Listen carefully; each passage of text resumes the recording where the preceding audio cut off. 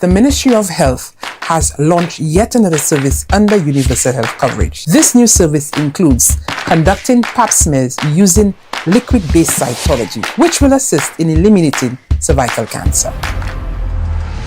This new method of conducting pap smears is more comfortable and more convenient. So ladies, contact your nearest wellness center to get to know about our pap smear clinics. Turnaround time for HPV testing is 1 week.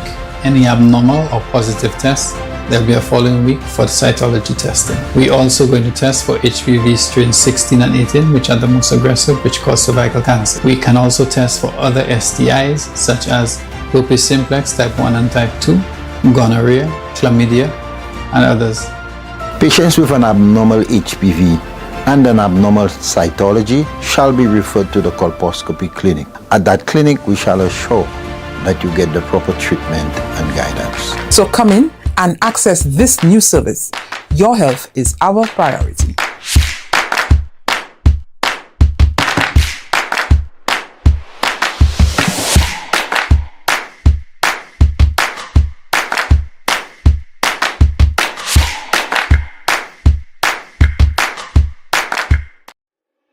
Why are you suffering from aches, pains and illnesses? When there's help for you. At Health Service Center, we offer a wide range of treatment that has been scientifically proven to help you with your aches, pains and illnesses. Our ICT machine is one of the most effective devices in the health field. It has shown positive results in many health problems such as back pains, shoulder pains, migraine headaches, pain in the knees and legs, poor circulation, arthritis, diabetic neuropathy, numbness in the feet, strokes and sports injuries. ICT, repairs, rebuild. The power to heal, the future of pain relief. The voice. Your hero is back. Raw facts, no fluffs. Shelton Daniel is here to deal with the issues. Real issues. 12:30 p.m. to 2 p.m. Monday to Friday on Real FM.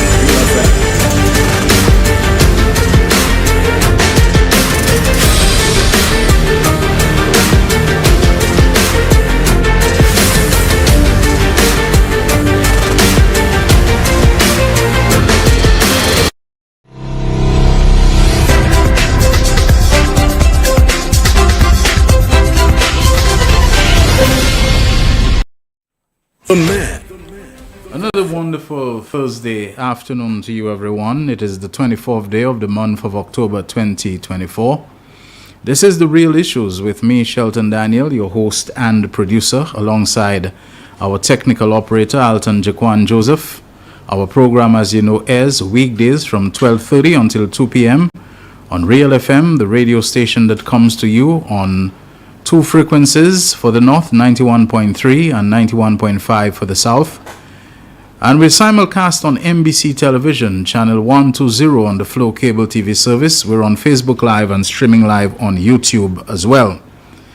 It may surprise you today that I'm going to have virtually no preamble. There's a gentleman who's been knocking at the door of The Real Issues for several weeks now and has wanted to tell his story of what I can only describe as a business and investment ordeal in what has been the passion, the occupation, the qualification experience of his whole life, that is in agriculture, in livestock farming, for example, and we can narrow it down even more pointedly that he is in an area of livestock farming which we can consider a niche market, a specialization, something that produces what many people consider and regard as a delicacy, premium price. They're prepared to pay top dollar for it. We don't have too many of them in St. Lucia, but we'll come to those details in just a while. I hope you're having a good day so far, everyone, and looking forward to, a bright continuation of the day and end to the week. But this gentleman has been having anything but, something pleasant, a pleasant ride from what is related to me. Let me say without any further ado, good afternoon and welcome to The Real Issues to Mr. Terence Shalmai, a gentleman who I think hails from Labrie, but concentrates his farm and livestock operations in Vieux in the Beauséjour area, and I'm sure your ears prick up right away when you hear that he's been operating in the Beauséjour farm area of Vieux and the complications that he has been experiencing ever since a certain development took place in St. Lucia a few years ago. Terence, good afternoon. Welcome to The Real Issues. Good afternoon, Mr. Daniel. Yes. And it's a pleasure. And let me take the opportunity, in fact, and viewers, and let me take the opportunity to thank you for allowing me the opportunity to vent that level of frustration over the atrocity that was emitted to me by Invest St. Lucia, and to put it bluntly, a government agency. And you are the owner and operator of Shalmine's Rabbitry and Organic Farm Feeds. Correct. You're correct. And your operations were and up to now are located within the Beauséjour zone that was given over, leased over, handed over to DSH. And even more particularly, your rabbit farm and organic feeds, because you not just raise rabbits, which, like I said, is a very specialized area of livestock farming. It is niche marketing. It is considered something that is premium, and a delicacy as reflected in the pricing and the demand for it, which we cannot even keep up with here in St. Lucia. So you would expect that it would be treated with a certain degree of value and appreciation and so on. But you actually find yourself in an area that until recently most of us didn't know about Royal Crescentia. That apart from the 99-year lease for $1 per acre, that for almost 1,000 acres that was given to DSH, there was actually some acres that was sold, and many people consider at a heavily discounted price, to the DSH, T.O.R. King investor and so on. And it seemed like this is part of your misfortunes. Your farm, your rabbit farm and feeds plant finds itself right there, smack in that. Right there. Shalmine, I want you to tell us the story as it begins from, I think, around 2009.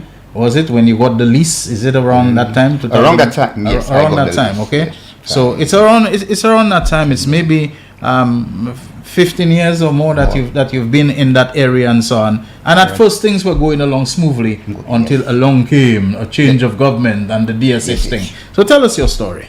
Well, actually, as you indicated, that I am a rabbit farmer, and also I have machines I imported from China to manufacture feed, utilizing glycida, leucinia, and other forage.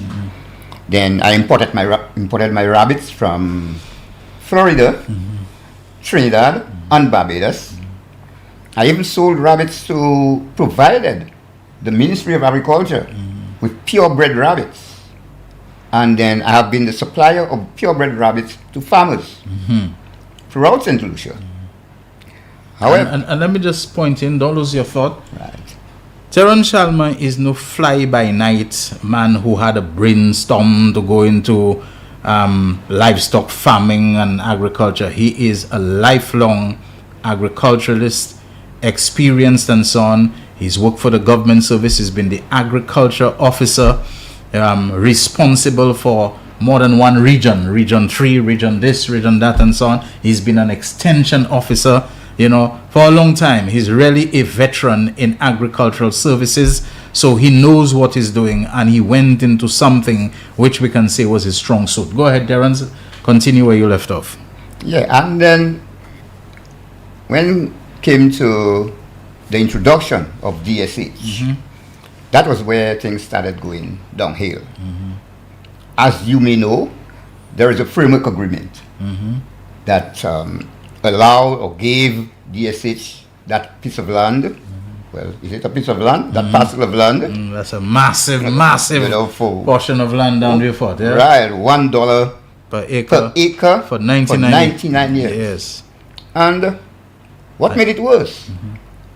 The lot of land, or the parcel of land that my business is located, was vested in Royal Crescentia St. Lucia Limited. So that is not the part that was leased, that's just leased. This is the part that was actually sold to T.O.R. King. You are correct. All right. So you've been given a lease by Invest St. Lucia, NDC, whatever they were called at the time, to operate a rabbit farm at about 2,000, whatever the lease rate per year. Things are going, you're doing what you're doing. You probably have challenges, problems that everybody has in farm operations. I understand you took a hit from the Christmas Eve trough of 2013. Definitely, yes. It was not related to DSH because DSH was not there yet. But I'm just making the point that there are different mishaps, natural disasters, and all kinds of things that come around that can affect a livestock farm or any kind of farmer. So you took your blows, you took your licks, whatever, you continued what you were doing, but along comes a DSH and Royal Crescentia, and a new kind of problem or challenge that you never faced before arises. Yes. And under those agreements, the government of St. Lucia, or to be exact, Invest St. Lucia, was supposed to free the land from all encumbrances and all occupiers on that land.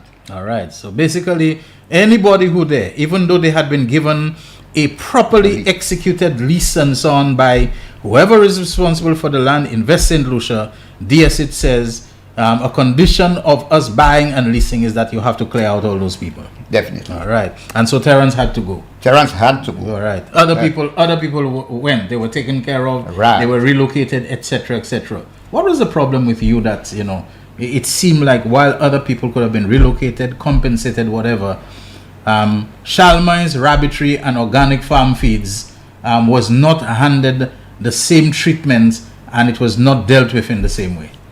Well, Shelton, if you know me, you'll realize I'm somebody that I speak my mind, you know, and I like to write. I'm sure you're not the only one, of course, who will write. And I like to write, okay, you know, and then if you are going to tell me something that I believe that is unprofessional, I will write and I will indicate to you that what you are saying is wrong. Okay.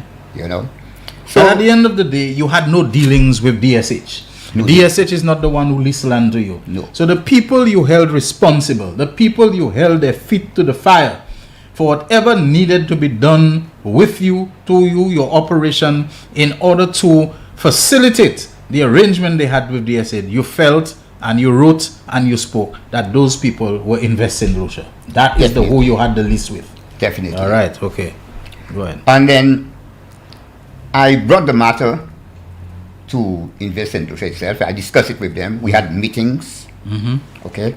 I brought the matter to the permanent secretary, Mr. Barrymore Felicien, at the Ministry of Agriculture.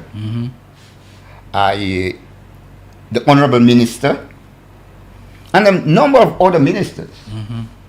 However, I have not gotten any reprieve on that matter. And all the time, my business is going down the drain. Invest St. Lucia asked me not to make any improvement whatsoever on my infrastructure. Okay, let's take that step by step. And people need to understand the importance of this, because while yes, we hit Alan Chasney and the government for the whole DSH, harebrained, you know, poorly thought, ill-conceived thing and so on, this matter involving Mr. Shalmai has traversed administrations. For sure, it began when the government led by Mr. Alan Chasney, and whom the point minister for it was Bradley Felix and so on. They went into whatever that arrangement was. Invest St. Lucia is a state agency. The government has since changed, but the challenges that bringing in DSH began to pose for Mr. Shalmai has crossed into another administration. And he's saying he can't go and sue DSH and Royal Crescentia. At the end of the day, the lease arrangement he had went with Invest St. Lucia. They told him they'll relocate him, but they told him, meanwhile, until we relocate you, don't do anything further. Don't add, don't extend, don't improve. He probably had to watch his very maintenance, how he maintains his farm and so on. So basically, he feels he's frozen. Frozen in time. A freeze is put on him that he can't put anything else. And this is a man who had suffered the drowning of how many hundreds? A thousand. You know what I mean? My rabbits. goodness me, who can take that kind of loss? You know, in the Christmas Eve trough of 2010, the 1,000+ rabbits of his drowned. You understand? Now he not only has a rabbit farm and so on, he also has equipment he has ordered to manufacture rabbit feed from Glory Cedar and so on. And to me, that by itself is another, you know, noteworthy investment and something creative to think of. So now he's on freeze, he's on pause. we will relocate you, but until then, don't do anything else. If you find your water tank is not big enough and you need to have a bigger water tank, no, don't do that. If it will mean you have to build a bigger, stronger platform, whatever. Take it from there, Terence. And then it come to a situation where during the time that I was asked not to make any improvement to my farm, and I'm supposed to be relocated. Invest St. Lucia sent an invoice to me to pay lease for the period during which that the land was already leased to DSH. and leased to DSH and vested in Royal Crescentia St. Lucia Limited.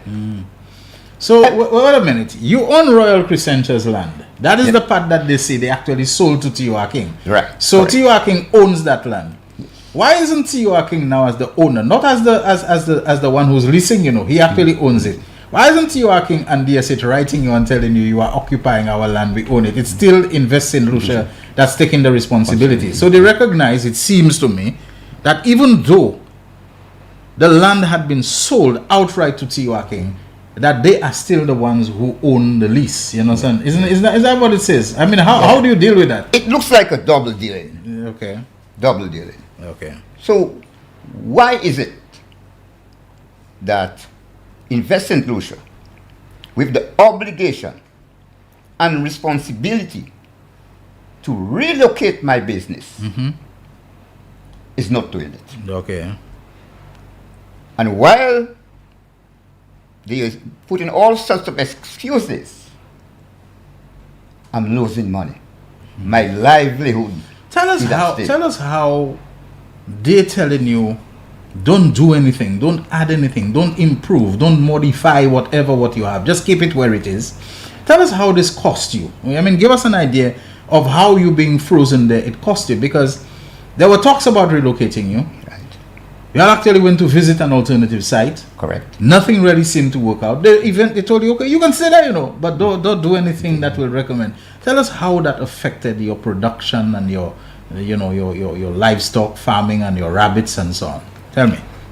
Mr. Daniel, my rabbitry is 100 feet by 52 feet. Right now, it occupies, the rabbit cages occupy about 20% of that building. I was supposed to be supplying or producing over 3,000 rabbits. I cannot do it because the cages are made of steel and they have to be attached to fixed frames inside the building.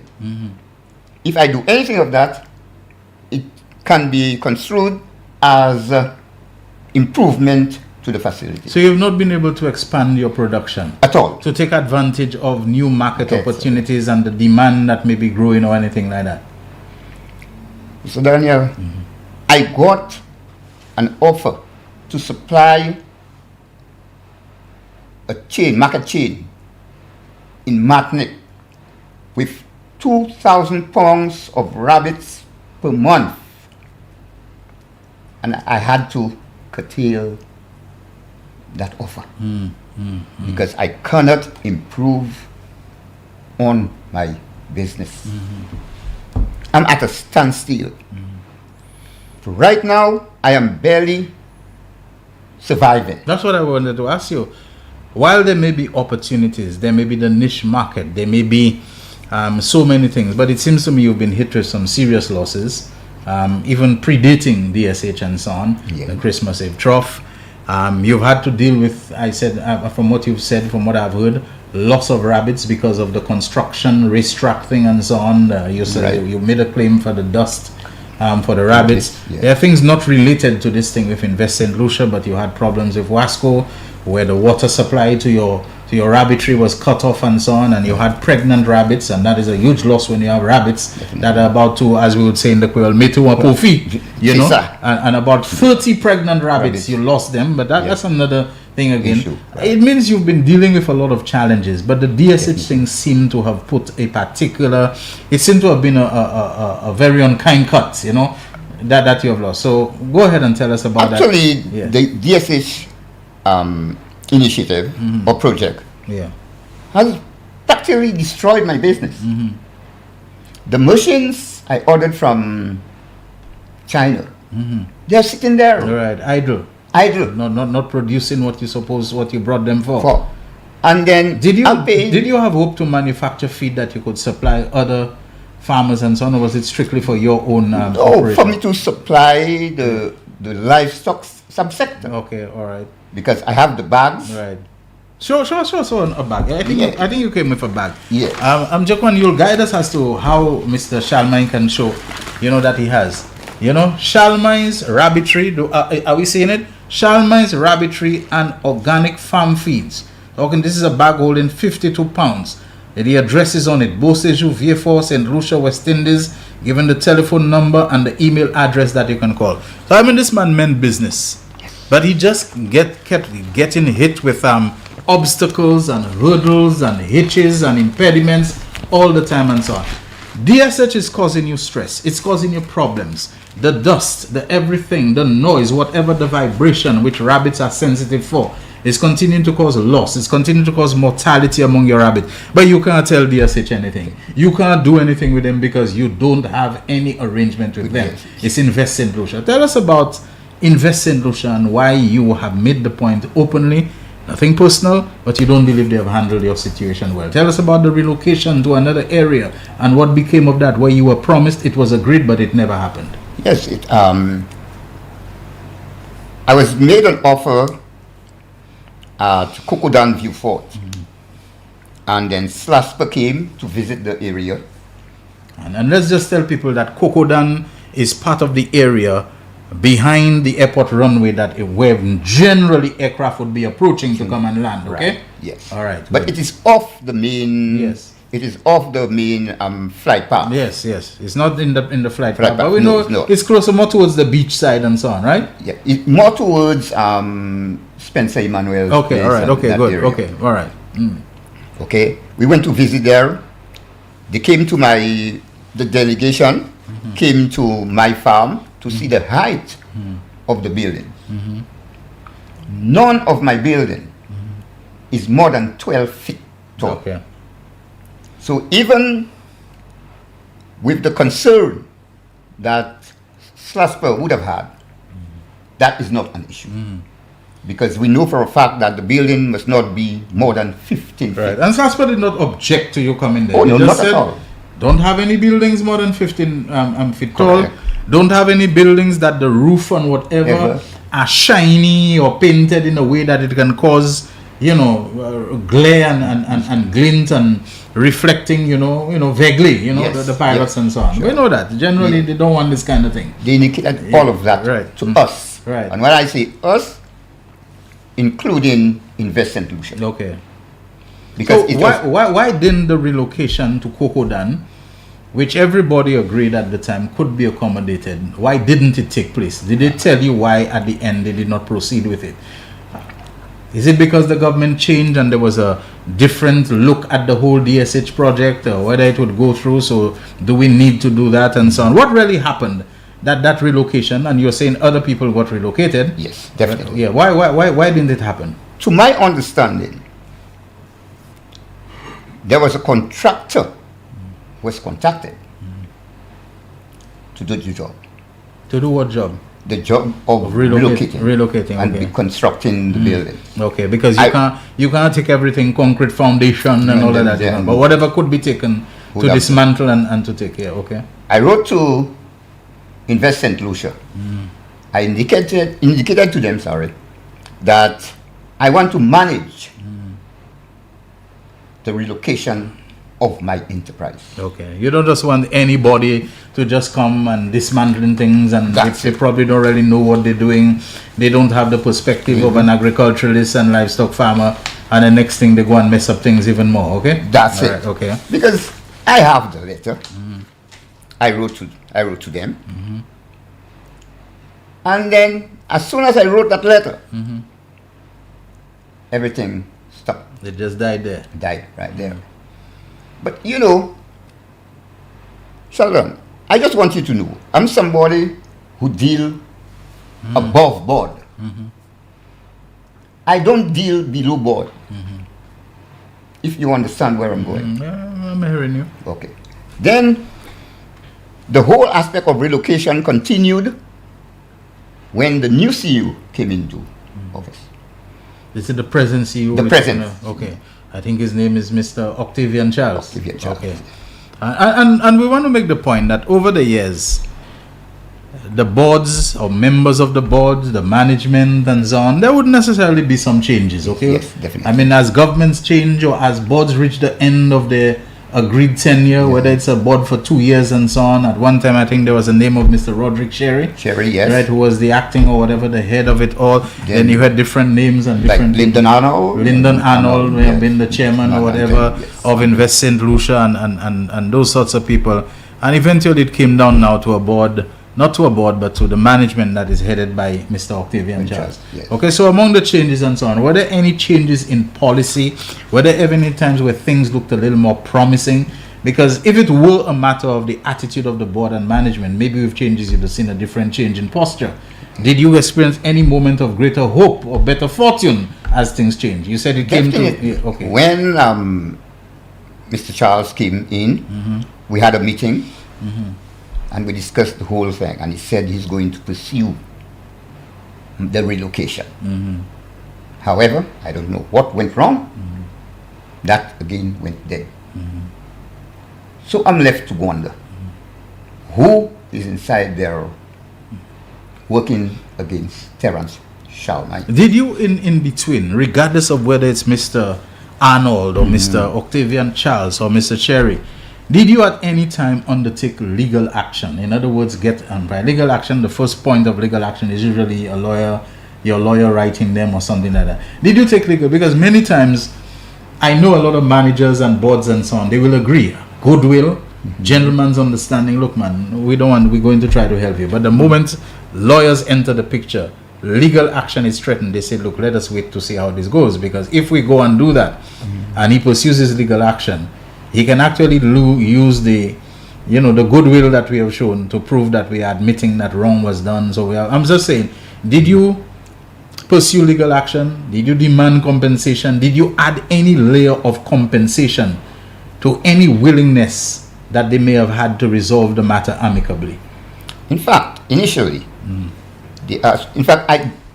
up to just recently, in fact, not until recently, that I placed the matter in the hands of a lawyer.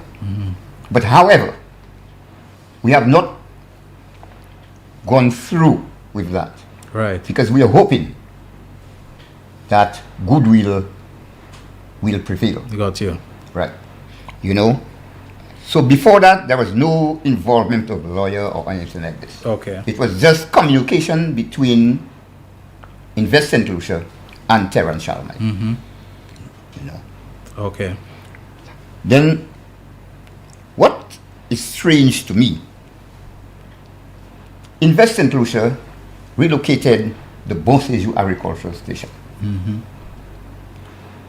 They relocated a farmer, I may not want to mention his name, and compensated that farmer. They compensated the livestock farmers and made an offer for a location. They relocated, in fact, decommissioned the rubbish dump. They made the bypass road for Tiwakin or DSH. It was not too costly. But, in fact, I can provide black and white on that. They said it's costly for them to relocate me. What was the greater cost with you that they could have relocated the other farmers but they couldn't relocate you? Or is it the nature of what you do? The nature of the delicate nature of rabbits and so on? Because I think a pound of rabbit costs about $15 now. $15 a pound. Right? Yeah, sure. If you had to buy it, from the places and so on. I don't know. I'm just asking. What was it about your They said that, to relocate my structure or my structures will be too costly at this point in time. But you all have rendered me a squatter. I am now squatting on Royal Crescentia lands. Block and parcel 1219B253. It is the obligation and the responsibility of Invest St. Lucia as an agency of government to execute my relocation. There is no ifs or buts about it. It is not if they want. And by the way, can a government agency on its own volition dismisses the obligation, the legal obligation and responsibility of a government? Okay, let me just, you hear little things as you go along. But what I'm saying is that from what I'm hearing, and I could be wrong, I maybe didn't understand it, but you pick up through the really the grapevine, that Invest St. Lucia on its own had demonstrated the goodwill of wanting to relocate you, identified the Kokodan and everything. Right. But just the same way like Invest St. Lucia's posture towards the Beausejour lands was governed by the fact that the government changed in 2016 and the government decided to go into this arrangement, and it doesn't matter whether Invest St. Lucia felt, hey, we should not, this is not a wise thing. The same way the government changed again in 2021, and I believe the present government tried to have some discussions with DSH. I don't know if you're aware of that. I'm aware of that. It didn't seem to go anywhere, and so the government basically had to shut. I don't know what's the right word. I think you probably know what happened well. Yes. So Invest St. Lucia now has to, whatever determination it makes, or whatever stance it takes, or whatever posture it adopts, has to ensure that it is in line with government policy, investment policy. So I don't know, from what I'm hearing, the relocation right now, it's a question of why relocate. And again, this is not something I'm told in those words. Why relocate when what we're looking to do is to get back those lands? You understand? I don't really know, But I understand your point that you're saying that what happens to me in the meantime, my sizable investment and the losses I'm getting and so on. But this is what I'm hearing. That again, a change of government, a change of posture, and trying to see how they can bring Invest St. Lucia and everything pertaining to it in line with the new posture. But I think the stance adopted by DSH has kind of put a little cog, in the wheel or so on. Have you heard that? Yes, I've heard that. But the fact is that there is a lease agreement for 99 years. That you believe, okay, all right. Irrespective of what happened, they can only negotiate some aspects of the framework agreement. But when it comes to they getting back that land, that have nothing to do with me. Okay. Even if when it comes to the Royal Crescentia St. Lucia Limited, that has nothing to do with me, but for them to relocate me. Okay, you have a properly executed lease, and you want that to be honored and respected. That's it. Okay. You all are the ones in 2016 when I came to pay my lease of $2,350. The Salvan manager, and then I'm sure if he has this professional ethic, he will admit to it. When my money was not accepted, and they informed me that in 2016, after the agreement was signed. After the agreement, yeah. And because he said the reason why they cannot accept monies from any farmer is because they plan to relocate you. Plan to relocate us. Okay, so you were not able to, you offered to pay your lease as scheduled, as it was agreed to, right. But they told you It's not just don't improve anything on your farm. Hold on to the money for now, okay? Right, yes. We'll get back to you. I want us to talk money after the break, okay? We're due for a break now. Let's take a commercial break, and when we come back, we're going to talk the money aspects from two angles. From your payments to them, what happened after they told you, let's put a pause on the payments for now, until we settle what we're doing with you and where we're going to relocate you, blah, blah, blah, etc. And let's talk about the money that you want now for the losses that you have, I think, very forcefully outlined that you have suffered as a result of, the different things that have happened there, okay? Sure. This is The Real Issues. My guest is Mr. Terence Shalmai, a rabbit farmer from the south who owns an operation called Shalmai's Rabbitry and Organic Farm Feeds. Correct. And that is located within the DSH development, and particularly the part that was outright sold to DSH, the Royal Crescentia at Beausejour in Vieux-Fort. We know that as one of the key, very important agricultural areas, agricultural station, government agricultural station and all. And Mr. Shalmai is telling us of the ordeal that he's been going through since the advent of that DSH development in the south. We'll be back shortly. The man, the voice. Your hero is back. Raw facts, no fluff. Shelton Daniel is here to deal with the issues. 12:30 p.m. to 2 p.m. Monday to Friday on Real FM.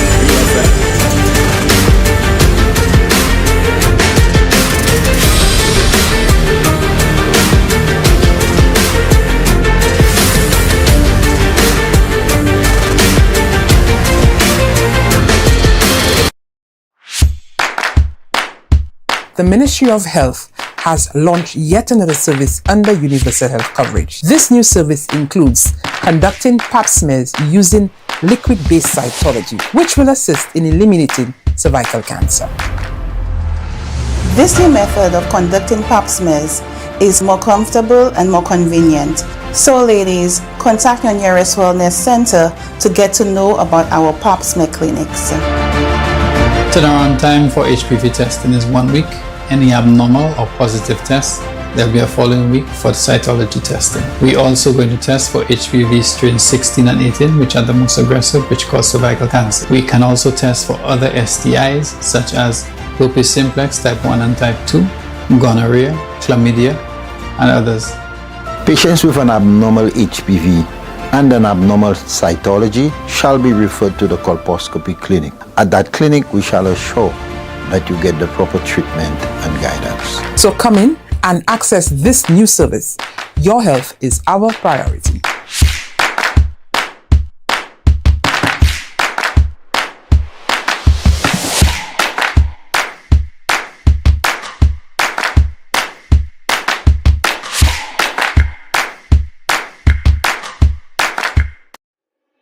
Why are you suffering from aches, pains, and illnesses? When there's help for you. At Health Service Center, we offer a wide range of treatment that has been scientifically proven to help you with your aches, pains, and illnesses. Our ICT machine is one of the most effective devices in the health field. It has shown positive results in many health problems, such as back pains, shoulder pains, migraine headaches, pain in the knees and legs, poor circulation, arthritis, diabetic neuropathy, numbness in the feet, strokes and sports injuries. ICT, repairs, rebuild. The power to heal, the future of pain relief. The man, the voice. Your hero is back. Raw facts, no fluff. Shelton Daniel is here to deal with the issues. 12:30 p.m. to 2 p.m. Monday to Friday on Real FM.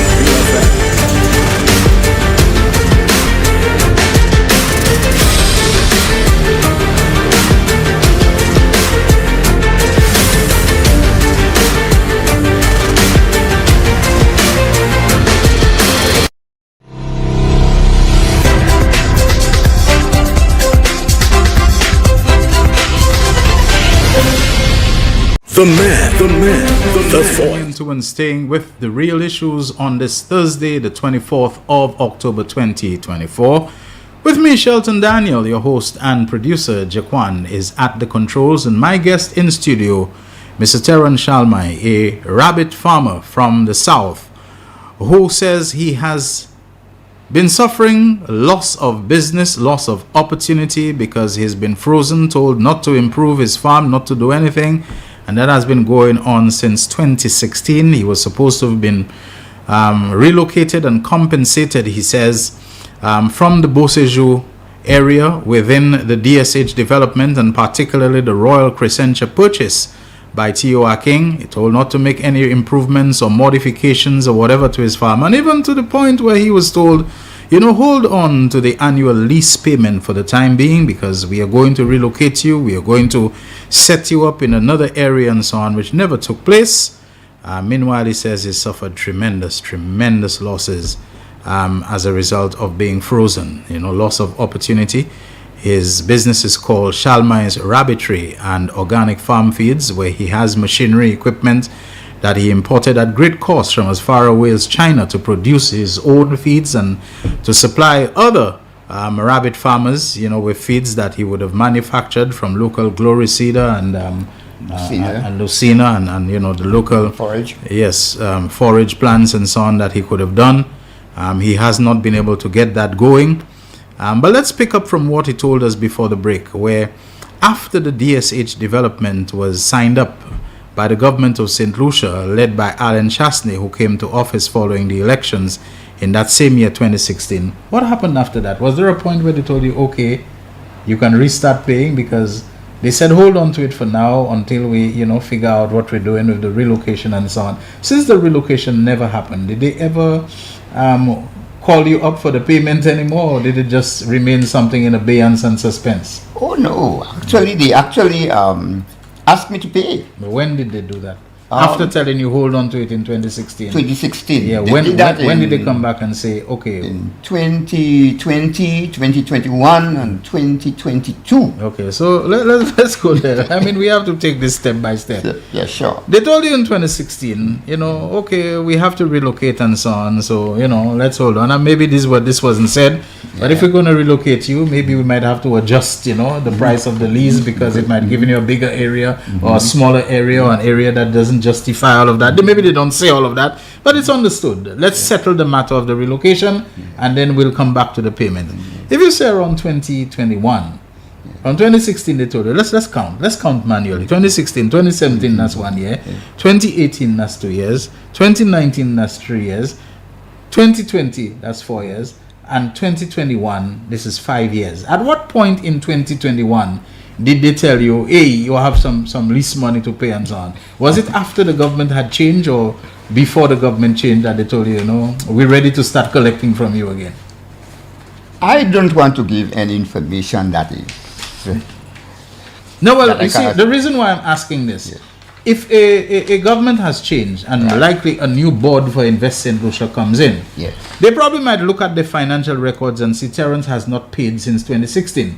But maybe they are not familiar with the narrative and the circumstances and all the story of the relocation. So let's just I'm just putting it that way.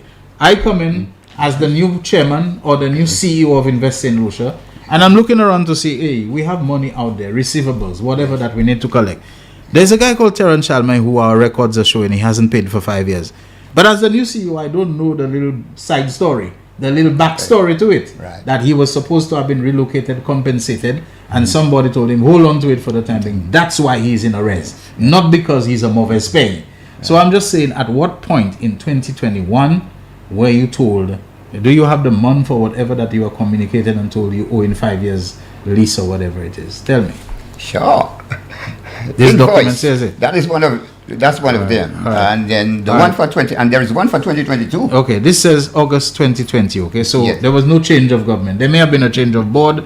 I don't know. But the 2021? Yeah, let's look at the 2021. Well, I do have. You don't have the 2021. Yeah, I'm telling you. Okay, so what did you do at that point when they told you, hey, we want to start seeing some payments coming in again? Did you write and tell them? So I wrote to them. I said, I mean, who am I paying? Because if the letter, 2022. Okay, all right. If the land has been leased to Tiwahi, the land has been vested in Royal Crescentia.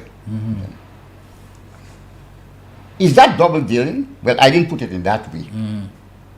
Why do I have to pay you all when you all are obligated to relocate me? Let us understand that.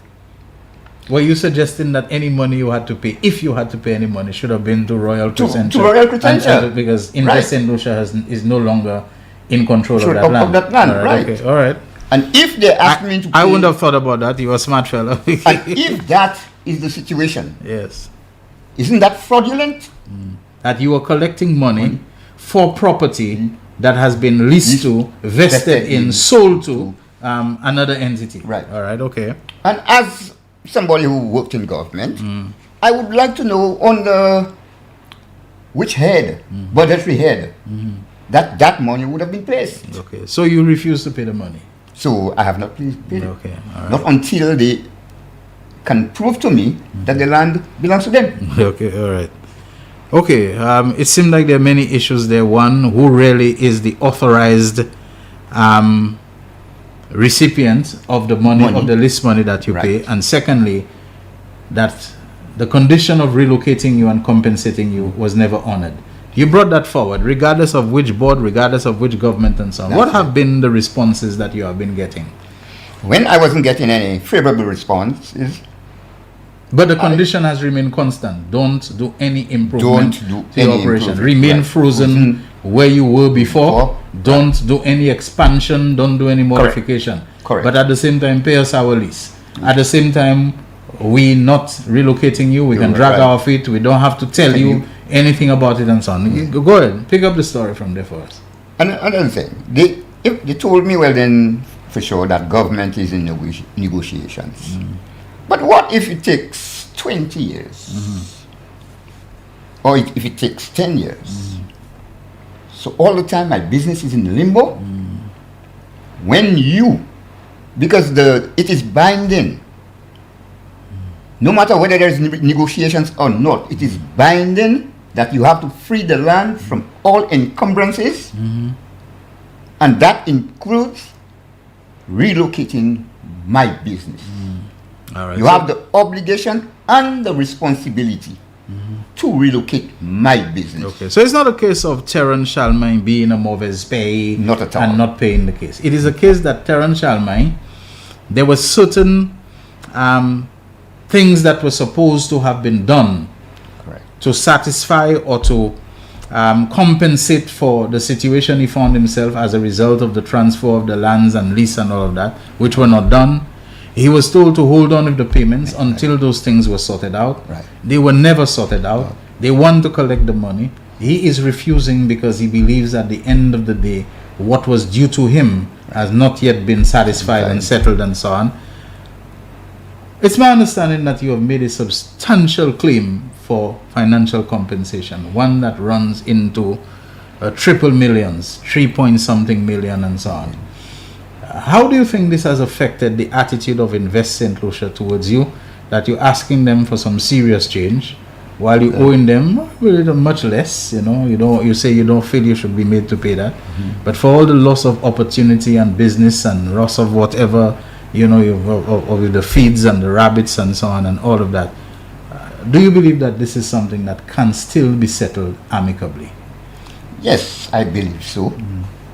And I must indicate that the valuation was done by a reputable individual. Did Invest St. Lucia indicate that they accepted the valuation? I am not too sure whether my lawyer has sent that the last one. Might that be another reason why they stiffened up? You bring lawyer into that. Lawyer means court, lawyer means lawsuit, lawyer means all of that. Well, you make the next move. We're not doing anything that might, at the end of the day, further implicate and compromise us. The money might well be when you're asking someone for 3.5 or whatever $1 million, when you yourself say you're not paying any more lease and so on because they were supposed to have relocated you, and taken care of the inconveniences and losses and so on.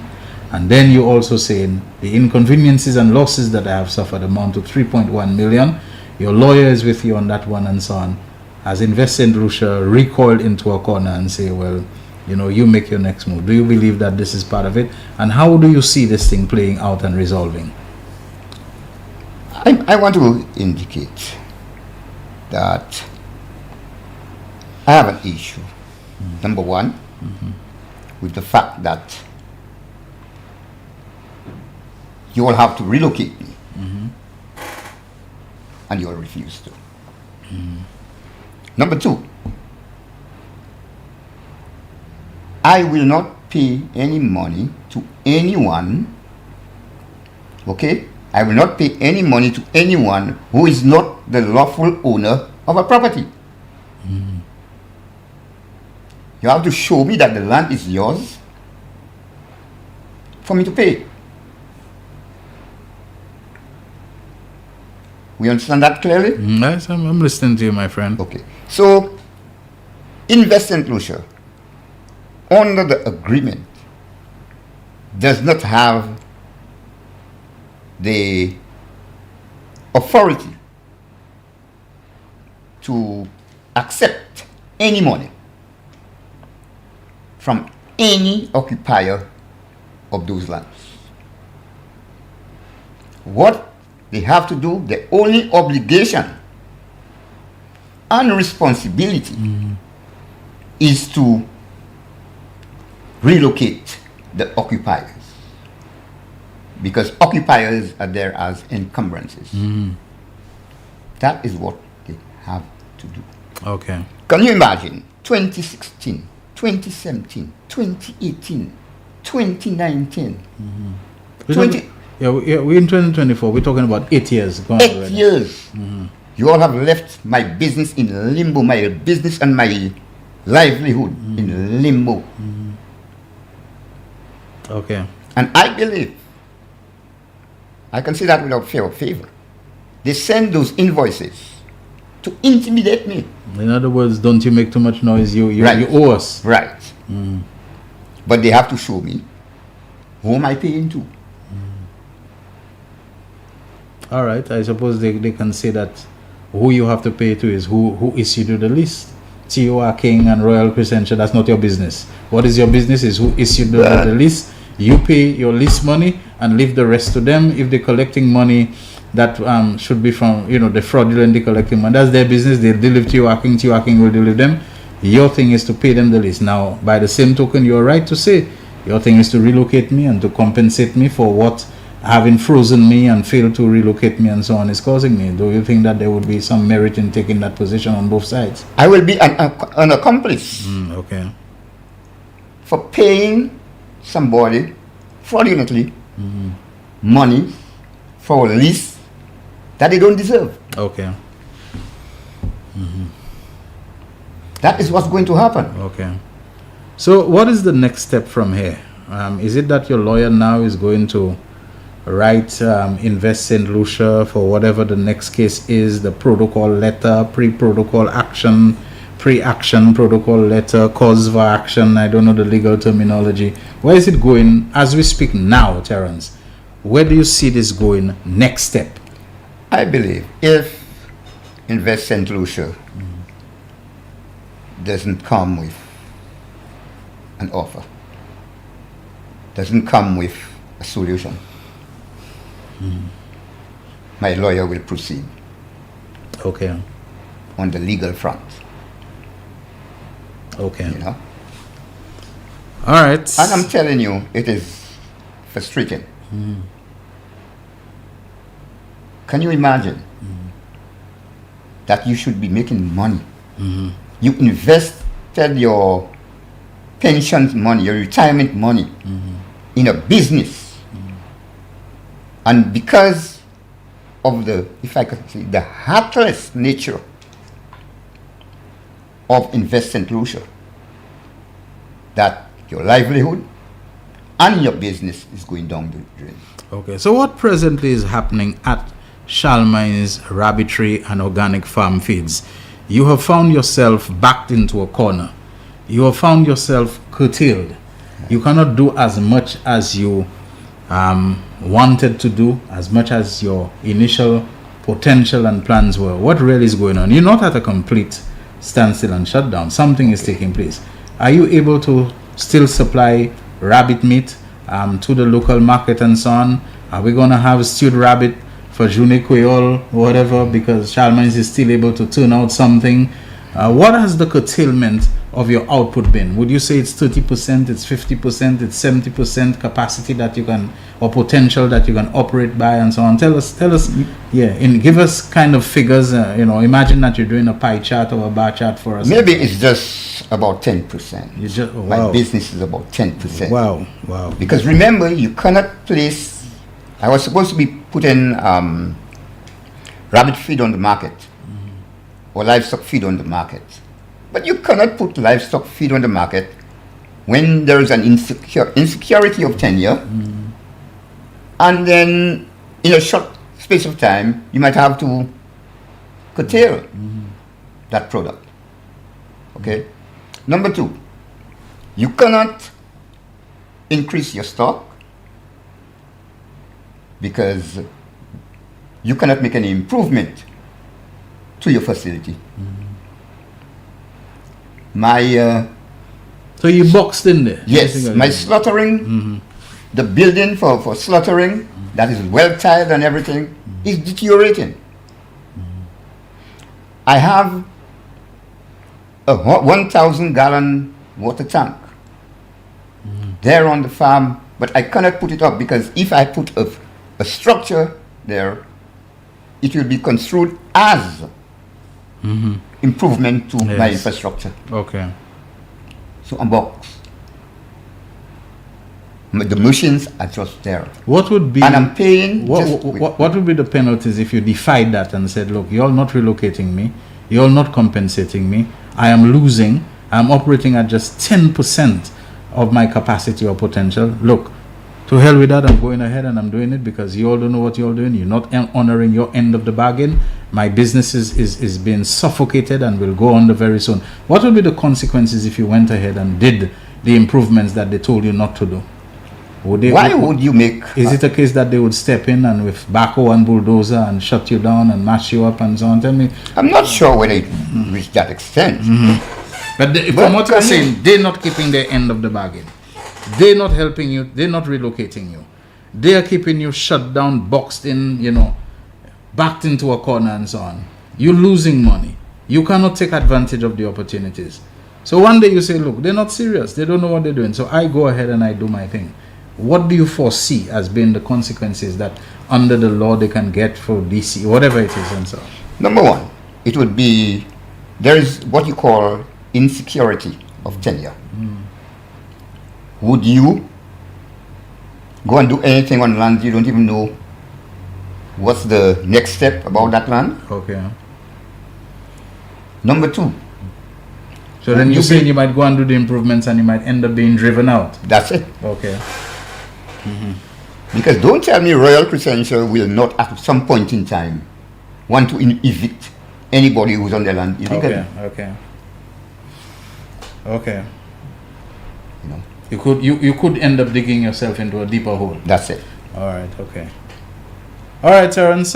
If I were to open the phone lines, would you be willing to answer questions from people, members of the public who might call and ask about this? Oh, sure. All right. Okay. Before we do, we're going for a break shortly. Let me just stick I didn't want to put any kind of gloom, a pall of gloom over my discussions with Terence, because what he's recounting is itself already, to me, gloomy enough.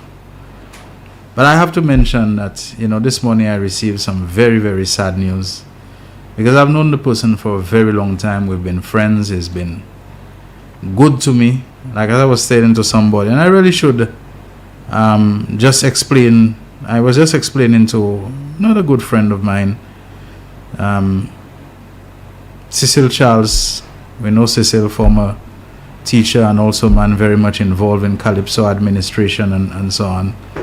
And when I interviewed them a lot of times on the Calypso aspect and so on, it would usually be Cecil together with him and so on. I'm talking about David Jordan,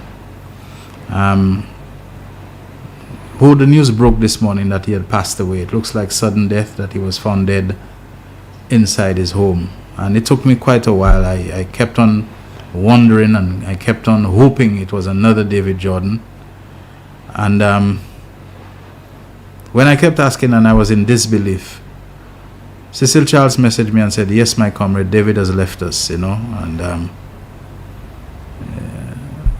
wow, I'm saying it now and it's like I'm lost for words. We all have to go at some time, and we can go suddenly, unexpectedly. But I had to reply to him, and I said some things are just so hard to take and process and to bear them in the moment they are revealed. But I guess with time it sinks in. This man was a quiet but very good and genuine friend to me in the background for more than 20 years, always providing wise and insightful suggestions, advice and counsel, especially during my more troubled days at Radio St. Lucia.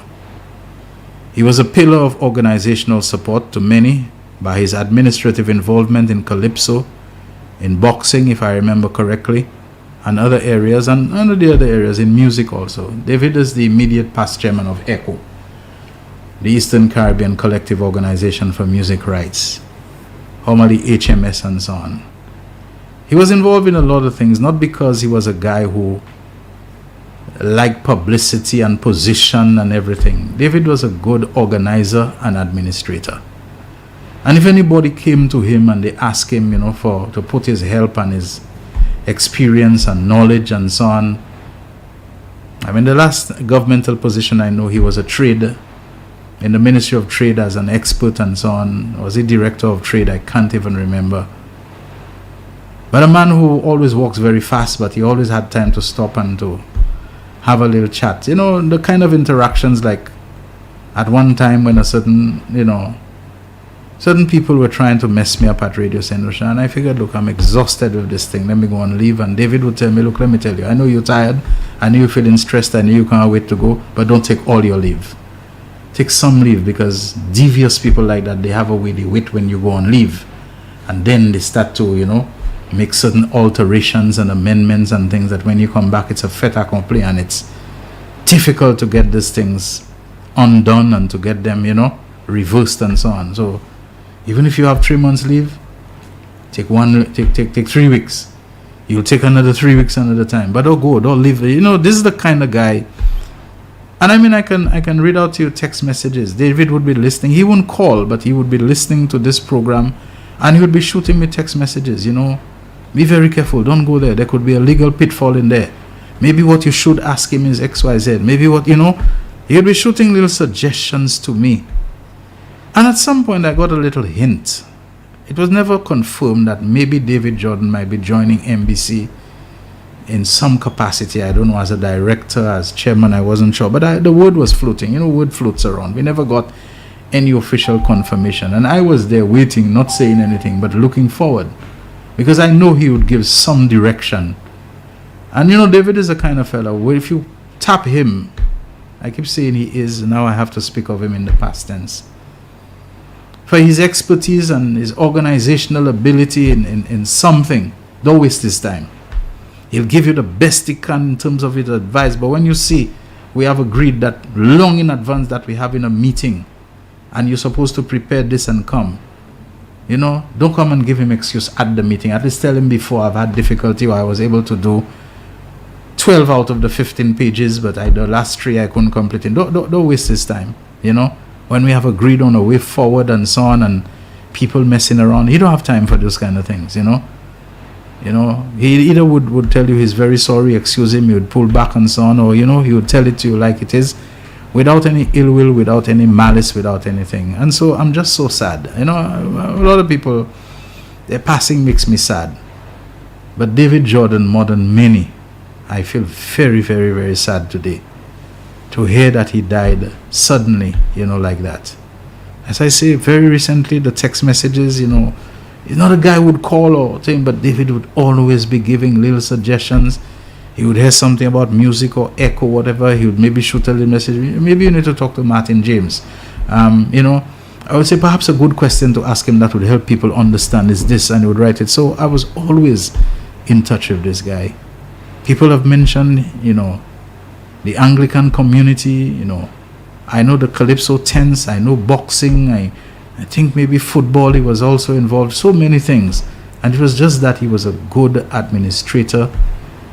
David was a guy who would be a consultant, but he's not collecting consultancy fees. He's just giving, of his time and his expertise and his considerable intelligence. I've had the pleasure and the honor of also meeting and knowing his wife, Dr. Colin Phillips Jordan, who is a specialist in, how they call it, maxillofacial, when you, from accident or trauma, suffer facial damage, in rebuilding, your face and your cheekbones and your teeth and this kind of things. And very modest, very humble person. And I often find that good people like David Jordan, thank God. As I said the same thing about late Dr. Martin Didier and his wife, Dr. Marie Grandison Didier. It's always so nice when you find wonderful people like that. They seem to come in pairs. They seem to be so well matched. The wife is so much like the husband in kindness, and so on. And Dr. Colin Phillips Jordan, I want to extend to you my special condolences. I know a wonderful, as we like to say, other half and so on is gone. I know the grief must be quite extreme and hard to bear right now.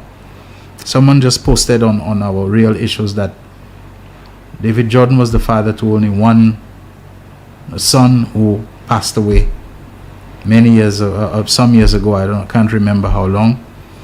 David was not a man who would bear his grief visibly. He would not put his grief on display. So even if it happened while I was in Antigua, we would chat, all of that.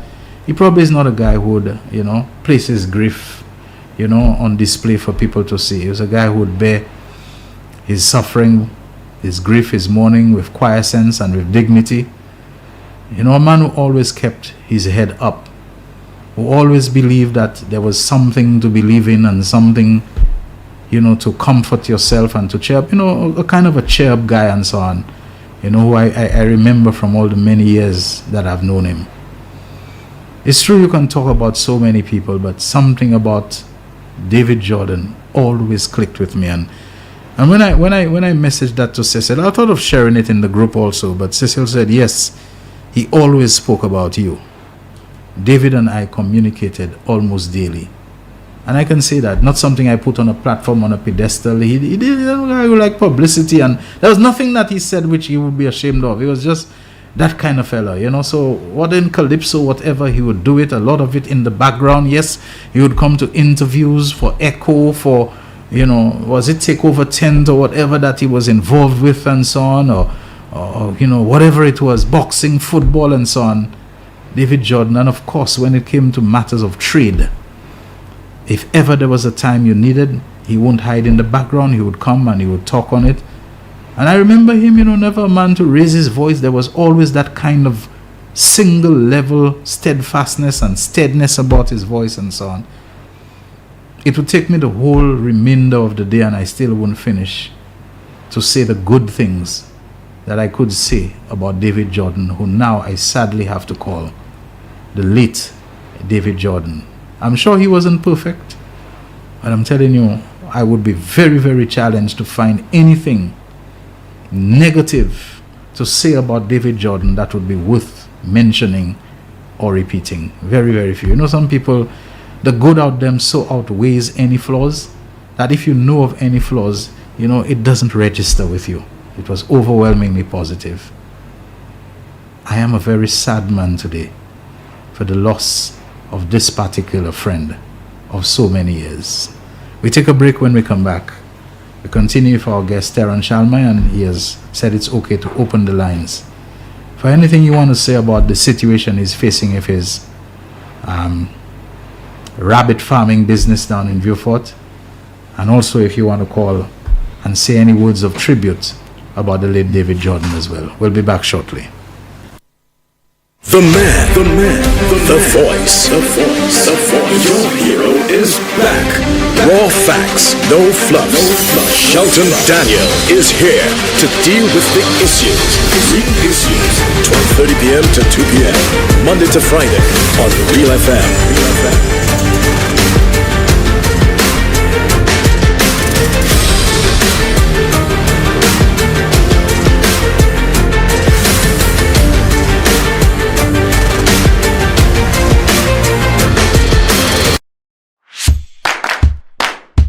the Ministry of Health has launched yet another service under universal health coverage. This new service includes conducting pap smears using liquid-based cytology, which will assist in eliminating cervical cancer. This new method of conducting pap smears is more comfortable and more convenient. So ladies, contact your nearest wellness center to get to know about our pap smear clinics. Turnaround time for HPV testing is 1 week. Any abnormal or positive test, there'll be a following week for the cytology testing. We're also going to test for HPV strains 16 and 18, which are the most aggressive, which cause cervical cancer. We can also test for other STIs, such as herpes simplex type 1 and type 2, gonorrhea, chlamydia, and others. Patients with an abnormal HPV and an abnormal cytology shall be referred to the colposcopy clinic. At that clinic, we shall assure that you get the proper treatment and guidance. So come in and access this new service. Your health is our priority.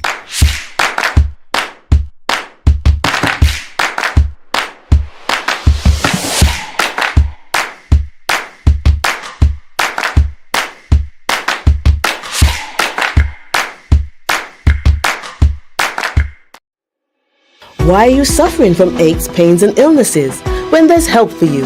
At Health Service Center, we offer a wide range of treatment that has been scientifically proven to help you with your aches, pains, and illnesses. Our ICT machine is one of the most effective devices in the health field. It has shown positive results in many health problems, such as back pains, shoulder pains, migraine headaches, pain in the knees and legs, poor circulation, arthritis, diabetic neuropathy, numbness in the feet, strokes and sports injuries. ICT, repairs, rebuild. The power to heal, the future of pain relief. McDowell Supplements, an effective way to ensure you and your loved ones are getting the daily recommended intake of essential vitamins, minerals, and other important nutrients necessary for optimal health. Naturally, we carry an array of health and wellness supplements. McDowell's Immune Booster enhances your body's defense to fight colds and flu, boosts your immune system, prevents viruses and other airborne diseases. McDowell's Colon Cleanser prevents constipation, helps in removing toxins from the colon, detoxifies the body, and regulates your bowel movements. McDowell's Prostate Health prevent the enlargement of the prostate, improve urinary flow, and reduce frequent urination, especially at night.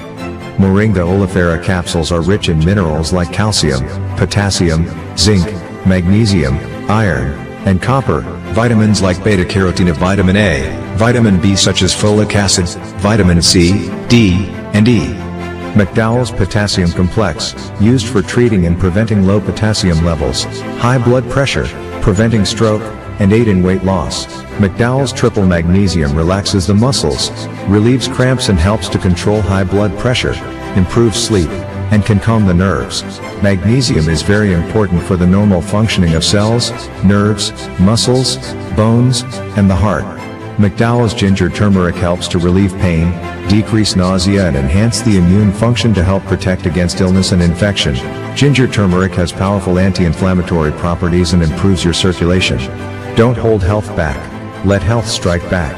McDowell's, the better way to start your health. Visit Health Service Center, John Compton Highway, call 453-6417. Let your wellness be our stress. The man, the voice. Your hero is back. Raw facts, no fluff.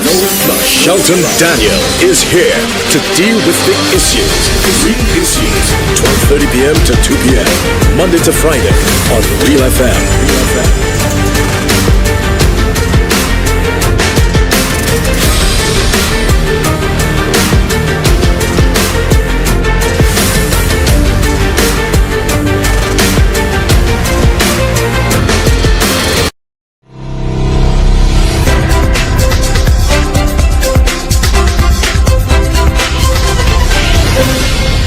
Thank you so much, everyone, for staying with the Real Issues on this Thursday. It is the 24th day of the month of October.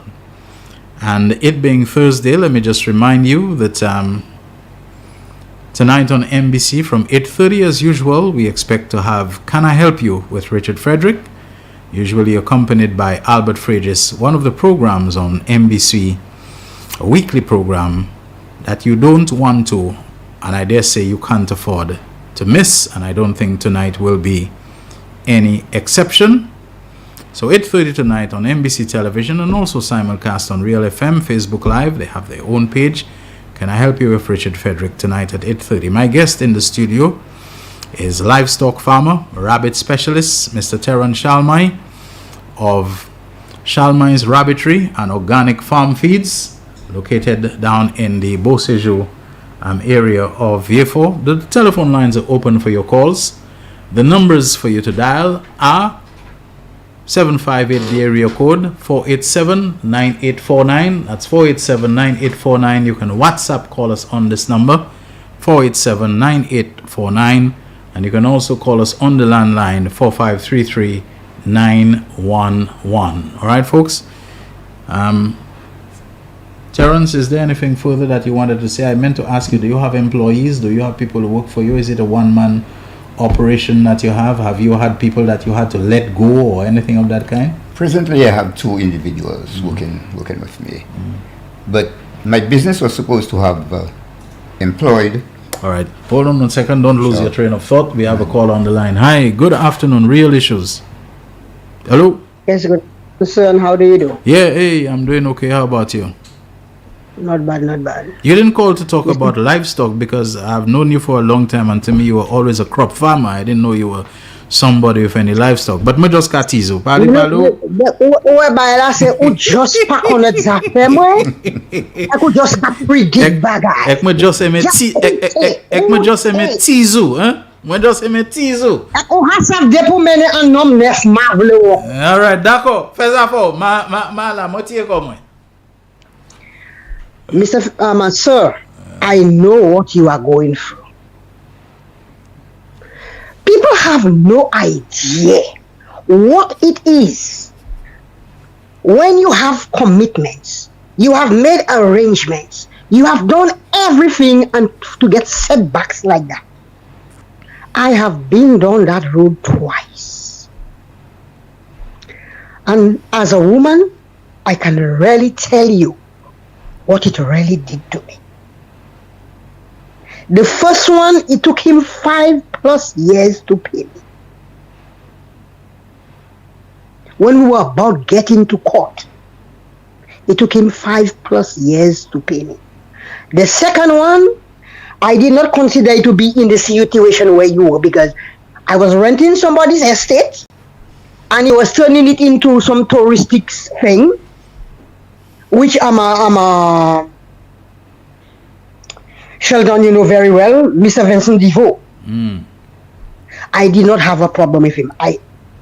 We did not need anybody to evaluate between myself and him. We had very good understanding, and we got to an arrangement. And he told me, I'm giving you a check for X amount, and give me 5 months, 6 months. I'll give you the balance, and we worked it out very well.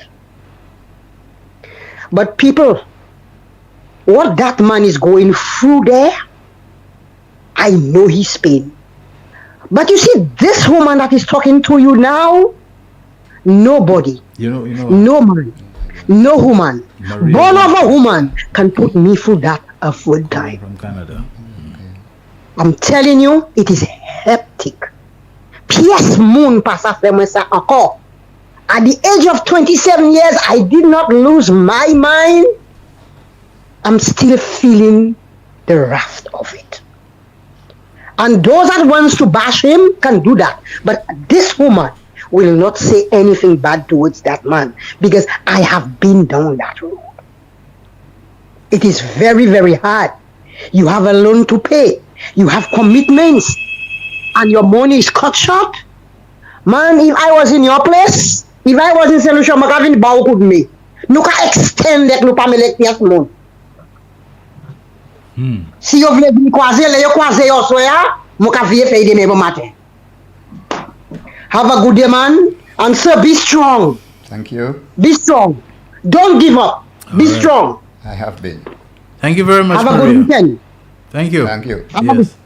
Okay, bye. All right. We continue taking your calls on 487-9849. You can WhatsApp call us on this number, and on the landline 4533-911. We have a caller. Good afternoon. Real Issues. Good afternoon, Shelton, and to your viewers and listeners. You sound like a fellow who like rabbit meat, you know. Well, actually, I was thinking years ago. Sorry, good afternoon, Mr. Charlemagne. Good afternoon. I was thinking years ago about going into that business, because I know Martinique was a lucrative market for rabbit. Okay. My only fear is, as an animal lover, man, it's just the thought of having to slaughter them. Yes, to me, they're such cute animals. I just can't picture myself, killing a rabbit. But of course, business is business. Yeah. Yeah. It's really sad and tough to hear what Mr. Charlemagne is going through, especially the circumstances under which he was displaced and his business was put on hold. I mean, like you had said earlier, we've all had our own criticisms of the DSH deal and how it went down. And if he's going through this with Invest in Lucia, it is very sad to know that we have our local farmers, being denied a livelihood over a project that really was not, anyone can see, had no intentions of benefiting the country, but one man or maybe a select few. I suppose this is a matter which has to be arbitrated by the courts or any other body, but I think, Mr. Octavian Charles, the CEO, and the chairman, Mr. Lyndon Arnold, are very generally reasonable men. I think they would understand his plight. So I think I haven't listened to the full show, so I'm not sure if he has had a chat with Mr. Charles as yet, but I think that should be a good option going forward, or a good approach going forward. Shelton, also, I just want to... I think so too, because, Mr. Charles is a farmer himself. He comes from a farming family. And I think he's a man who can have a very good understanding of what Mr. Charlemagne has been going through from a personal point of view. Yes, indeed. And I believe while it's true, you must document things and so on, but maybe the letters and sometimes they can give a tone of severity, to have a little chat and try to work through this, Yeah, because many times these things happen, at the operational level, and the issues, the nitty-gritty does not reach the level of senior management for them to really understand, maybe make a decision, an executive decision, on that matter. So I think nothing beats the try, and I know, knowing Mr. Charles very well, he's very reasonable, he's a very caring person, and I mean the hundreds of people who he assisted in his former life as a banker, can attest to that. Yeah. And just quickly before I go, I just want to express, my deepest condolences to the immediate family of David Jordan. Yes. I knew David very well. In fact, funny enough, I was remarking just 2 days ago, I was driving, I believe it was the Bonte Gap, I was coming out, I was exiting, and I saw his vehicle, and I was like, David, you did me that, man, you didn't let me pass. I'm saying my mind, because his big vehicle, it's not hard to miss anyway. Yes. And it's just so seen. I'm hearing Yadi say that this morning, and the first thing I did was go into the Real Issues group, and I realized that that's what happened. Yeah. His nephew actually is a very close friend of mine. We went through both Anglican and college together. And speaking about Anglican, that's another place David was very active in, church. Not just in the ecclesiastical side of Anglican Church, but in other things. Not too long ago, we had a very creative, innovative initiative called the Breadfruit and Bread Nut Festival. Right. Chatin and to show the different dishes that you can do, with chatin and with breadfruit and all. And I mean, this kind of thing, they would feed well into our Creole heritage observances and the cuisine and all of that. And David, and it was the Anglican community that organized this thing and so on. And I think they had in Lakai Dennery and in other areas venues, and David was key behind this kind of thing, Yeah. Yeah, I think now, thinking of all the conversations we have had before, and like he even mentioned, the advice that he has offered, he's never short of advice or giving his perspective on things, and most times you are forced to listen, because he really makes sense, and he really did have the country at heart, the best interest of our country. So with that, I just like to express my condolences again. And Mr. Charlemagne, good luck with it. I'm hoping that you will come to a reasonable resolution, one that will benefit you in the future, and your business is not compromised anymore. Right. Thank you very much. Thank you. Yeah, thank you very much, Miguel. You're welcome. Again, I've had discussions with Mr. Charles. I've had discussions with a number of individuals within West Lucia. and then nothing is coming out of it. Okay.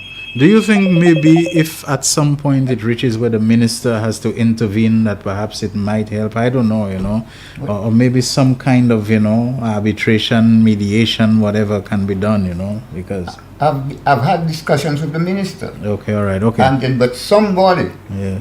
at Invest St. Lucia told the minister that they had made me an offer, Okay. which is false. Okay. So somebody misled the minister. Okay, so no offer has been made to you, say? No offer has been made to me. All right. And I want to... Yeah, and I sec. want- Yeah, go ahead, quickly. Caller, hold on for us. Yeah, I want to ask 3 questions. Who misled the minister? Is that person still working there or on the board? Isn't that where corruption starts? When you can mislead an honorable minister? It is something that I believe the minister must look into. Okay, we have a call on the line waiting. Good afternoon. Real issues, and thanks for your patience. Gentlemen, let me first send out condolences to the wife of David Jordan. I just knew him by his work with in the system with government, and I know it was good work, well done, and so let his work be seen and be left for us all to at least to follow. Mr. Charlemagne, I'm just thinking, but I know about those kind of situations, Mr. Charlemagne. I've been in situations like that. Not exactly what you're going through, but where you have to deal with the system, you have to deal with court actions and stuff like that. And I know how long it could take. Now you have to bear in mind that you're growing in age, and a lot of things could happen very quickly. I am thinking, I don't know if you have children or how you stand with your family and stuff like that, but I'm thinking, can you develop the how you call it, the fertilizer or whatever, the whatever side of your business you will develop. The feed manufacturing, yeah. Right. Is there any place you could set that up separately, so at least you could build that part of the business? You could take care of that side of the business where you could make the money, and you could satisfy the industry. So at least you have something going, you have something to help you mentally as well, because by you seeing that developing and growing, it helps you mentally. And so while because these things are long, the battle is long, and you don't want to just go down like that. So my little advice is there any way you could set up that side of the business and to get it going, where you could get some revenue from that, while you deal with the side where you're getting all the obstacles? But it's unfortunate. That's that's how we St. Lucians, that's what we have to go through, while foreigners come in and they go through the avenues without any hindrances. And we the St. Lucians, we refuse to see that and understand that. We still let red and yellow cripple us and blind us. But God bless, sir. God bless. Keep fighting, and as I say, look at what I'm saying. I'm telling you, see how you could develop that side of the business, at least to help you. Thank you. Okay, sir. Right. Thank you. Appreciate it. Yeah. Well, I guess sometimes we don't understand the amount of investments that he's made in the rabbit production side of things, and when in between, Mr. Charlemagne tells me that he has to have his place wired in what you call 3-phase. 2-phase where you're gonna 3-phase electricity. I'm supposing 440, 220, 110, and so on. This means that his electrical installation has been a lot more costly, and exactly. We have another call on the line. That should be our last call for today's program. Hello. Hi, caller. Hi. Real Issues. You're on the air. Go ahead. We have you have just about a minute. Go ahead. Yes, Shelton, I was just calling to say that, the decision, the signatures assigned to that DSH deal has impacted the South considerably, especially livestock farmers. The cows, cattle has almost disappeared. You find their farmers now trying to restart the cattle industry, and the goats, you see where they were roaming to. There's a lot more that I wish to say, but then time does not permit, so I shall end it here so you can finish at 2 o'clock.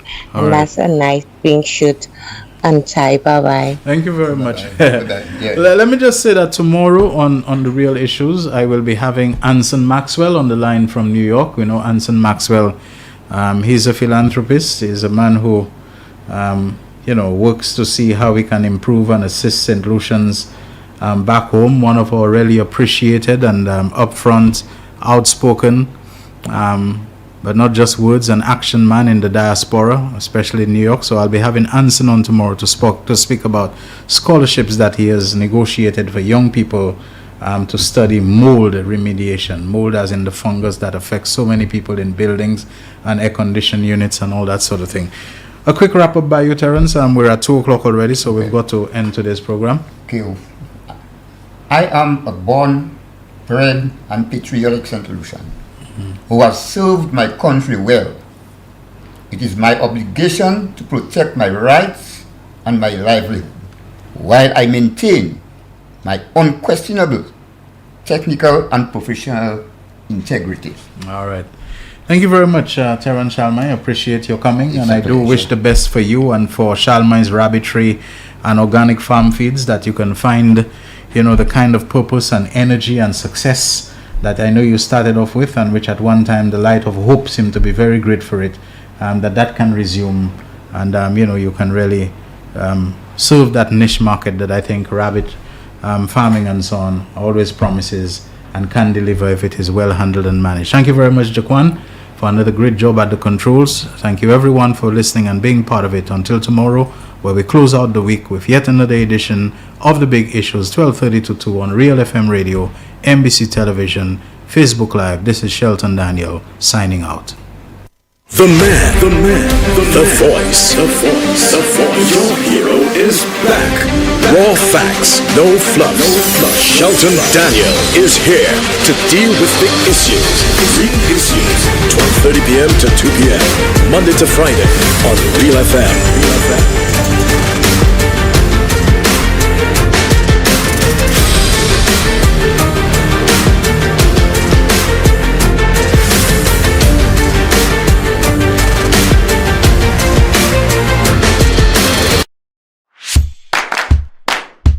The Ministry of Health has launched yet another service under universal health coverage. This new service includes conducting pap smears using liquid-based cytology, which will assist in eliminating cervical cancer.